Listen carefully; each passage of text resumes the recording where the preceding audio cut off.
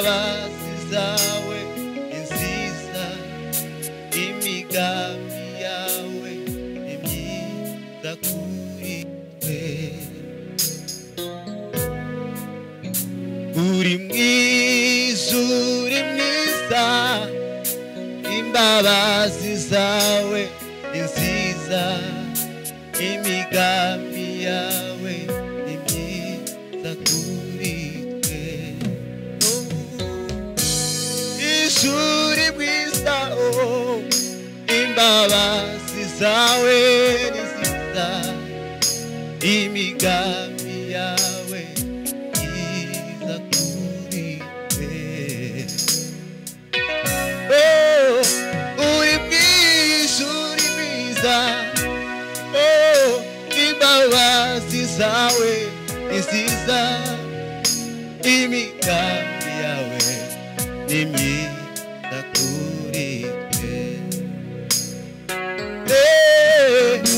wanesheje satani n'umunyabutware bwose ukwicuza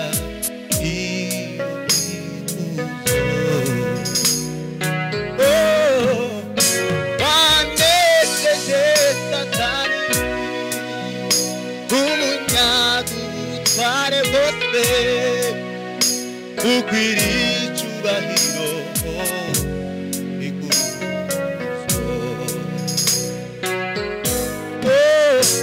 uri mwiza imbabazi zawe mana nziza imigambi yawe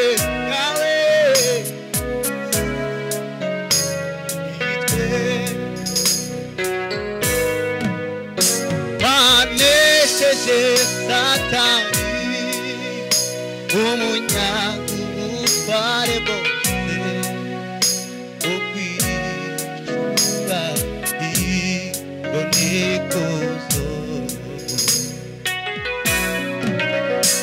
uri mwiza imbabazi zawe nziza imigambi yawe imyiza kuri twe wanesheje satani umunyabutware bwose ukwicuza ikuzo ukwicuza iyo ikuzo haleluya ukwicuza iyo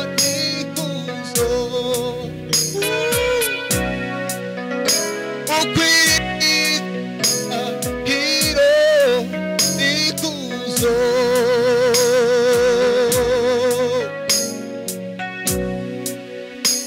ari mu mwijima ukabije Yesu aramurikira ari mu mwandu uteye isoni Yesu ankuramo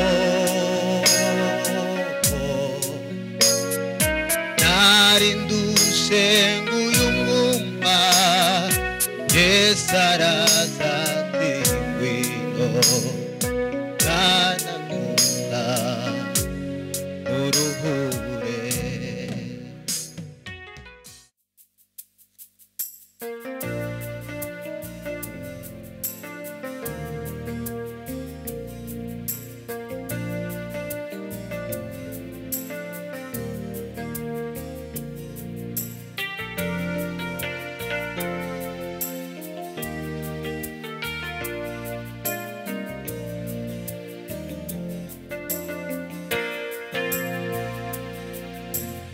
abonye umucunguzi wababajwe ngo mbona amahoro akuraho igisika cambuzaga kwegera data nabonye umucunguzi wababajwe ngo mbona amahoro akuraho igisika cyambuzaga kwegera data. Nabonye umucunguzi wababajwe ngo mbona amahoro, akuraho igisika cyambuzaga kwegera data. Nabonye umucunguzi wababajwe ngo mbona amahoro, akuraho igisika cyambuzaga kwegera data.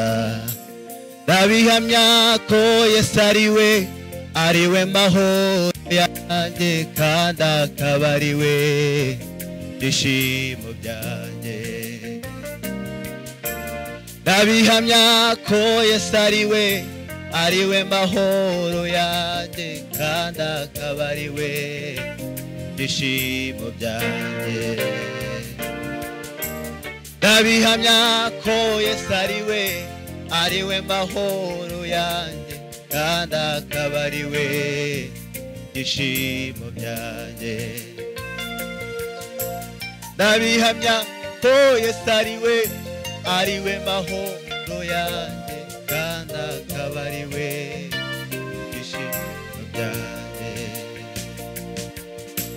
Ndabihamya ko Yesu ari we mahoro yanjye, kandi akaba ari we byishimo byanjye. Ndabihamya ko Yesu ari we mahoro yanjye, kandi akaba ari we byishimo byanjye. Haleluya. Ndabihamya ko Yesu ari we mahoro yanjye, kandi akaba ari we byishimo byanjye. Mwami Yesu, byiringiro bikomeye, mahoro yacu, we waduhuje na data tutagukwiriye. Uhimbazwe Mwami Mana, icyubahiro n'ikibi cyawe, amahanga yose avuga imbaraga zawe.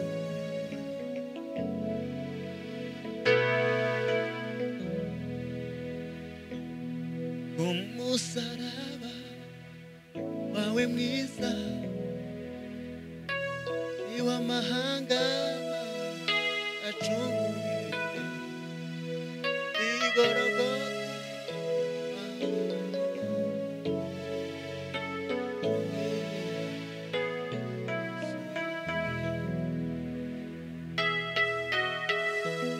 Yesu uri nyamibwa, wanesheje umwanzi w'abantu, abatware mu isi y'umwijima.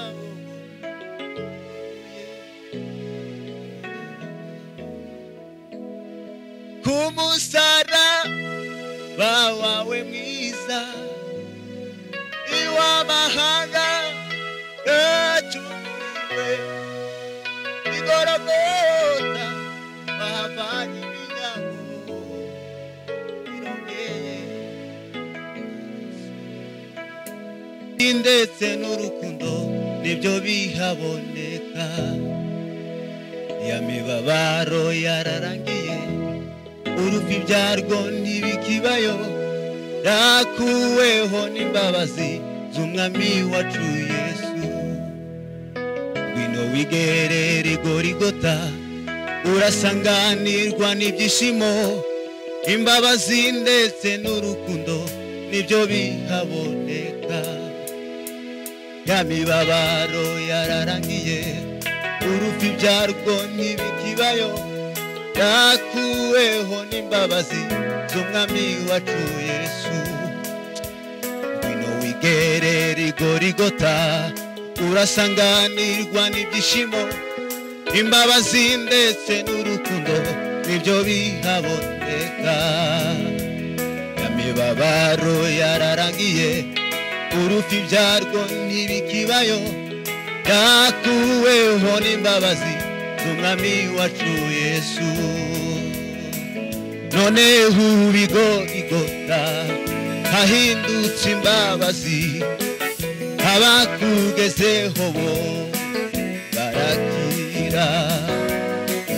Amaraso y'ukome yarahamenetse avumura uwo musozi wari uvumwe noneho ubigorigota hahindutse imbabazi abakugezeho bose barakira amaraso y'ukomeye yarahamenetse avumura uwo musozi wari uvumwe amaraso y'ukomeye yarahamenetse avumura uwo musozi wari uvumwe amaraso y'ukomeye yarahamenetse avumura uwo musozi wari uvumwe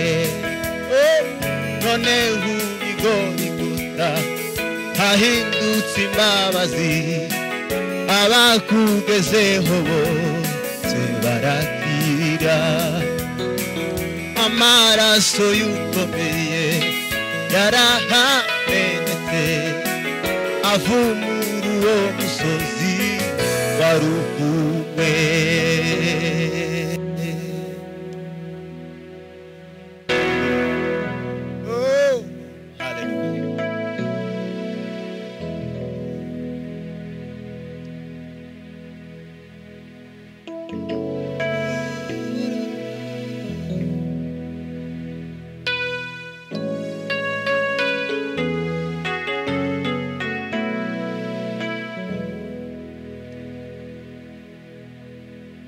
bamujyanye ahitwa igorogota bisobanurwa ngo inyabihanga amanikwa ku musaraba kubwanjye nawe uko niko twabaye abana b'Imana bamujyanye ahitwa igorogota bisobanurwa ngo inyabihanga amanikwa ku musaraba kubwanjye nawe uko niko twabaye abana b'Imana bamujyanye ahitwa igorogota bisobanurwa ngo inyabihanga amanikwa ku musaraba kubwanjye nawe uko niko twabaye abana b'Imana bamujyanye ahitwa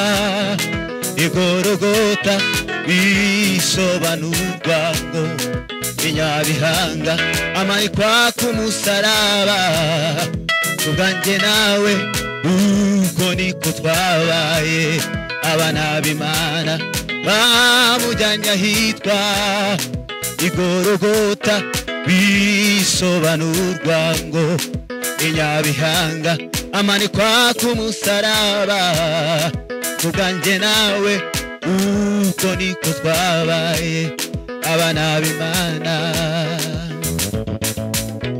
ayiwe gorogota bakuye amahoro ayiwe gorogota bakuye amahoro ayiwe gorogota bakuye ibyishimo ayiwe gorogota bakuye ibyishimo ayiwe gorogota bakuye ibyishimo ayiwe gorogota bakuye ibyishimo ayiwe gorogota bakuye amahoro ayiwe gorogota bakuye amahoro ayiwe gorogota bakuye ibyishimo we ayiwe gorogota bakuye amahoro ayiwe gorogota bakuye ibyishimo we ayiwe gorogota bakuye ibyishimo ayiwe gorogota bakuye ibyishimo ayiwe gorogota bakuye ibyishimo